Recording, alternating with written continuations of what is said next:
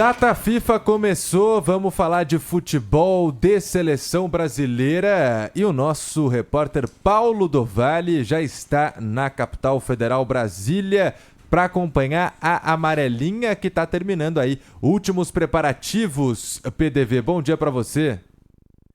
Bom dia, Lupato, bom dia a todos. É isso, né? Hoje, no período da tarde, tem a última atividade do Brasil em treinamento com Dorival Júnior no próprio Mané Garrincha, né? Palco do duelo de amanhã contra a Colômbia, 9h45 da noite, abrindo o 2025 para a seleção brasileira. O Dorival deve falar hoje, o capitão da seleção brasileira também, acredito eu, que seja o Marquinhos. E aí, aquele reconhecimento do gramado. Ontem ele já esboçou uma equipe com o quarteto ofensivo, né? Que tem Savinho, Rafinha, Vinícius Júnior e Rodrigo, sem centroavante. Mas quem precisa de centroavante tendo esse quarteto, né? Mas tem que saber utilizar, e é isso que o Dorival vem sendo cobrado. E na ausência do Neymar, ele acaba promovendo esse retorno do Savinho, que já vinha sendo aí um titular com ele. Com isso, a seleção brasileira para amanhã deve ter Alisson, Wanderson, Marquinhos, Gabriel Magalhães e Arana,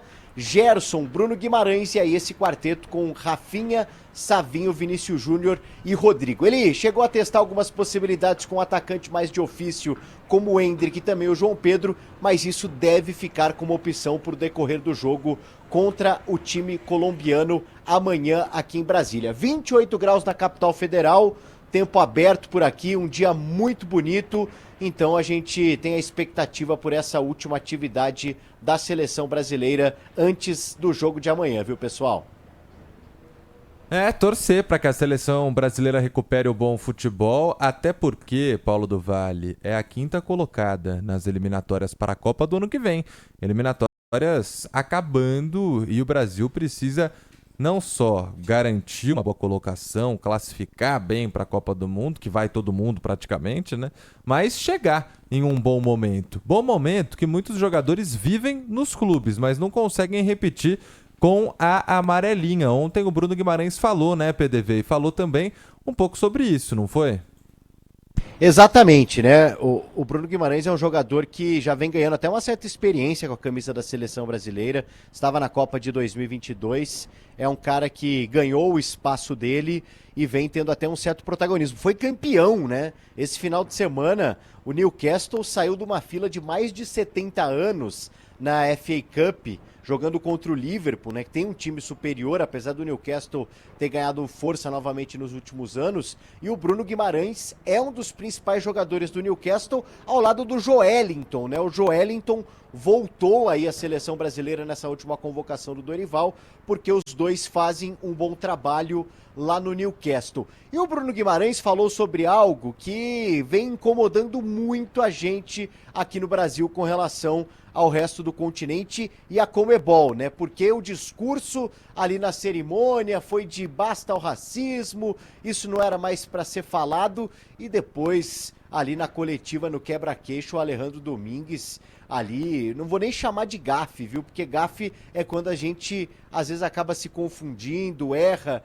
no uso de uma palavra. Ali me pareceu algo até proposital do presidente da Conmebol, né? Fazendo uma comparação aí dos brasileiros com a macaca Chita, a Conmebol com o Tarzan, é algo completamente sem cabimento.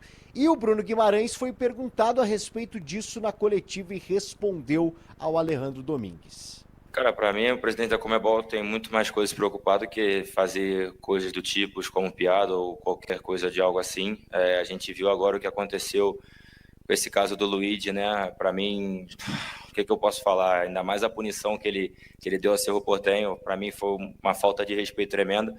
Eu vou tentar não me alongar, porque vestir a camisa da seleção e falar da Conmebol é algo que pode até, enfim, acarretar alguma punição, mas eu acho que eles têm coisa mais importante a se preocupar e finalmente cumprir a lei.